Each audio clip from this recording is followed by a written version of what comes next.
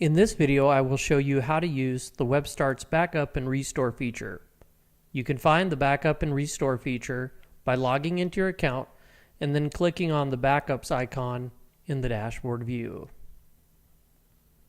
To create a new backup, simply click Create Backup. To view a version of your backup, click on the time and date.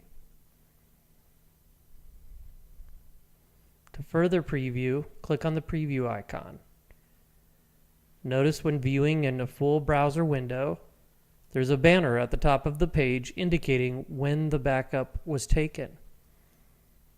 When you're ready to restore a backup, click on Restore Backup, and your backup will be restored in a couple of moments.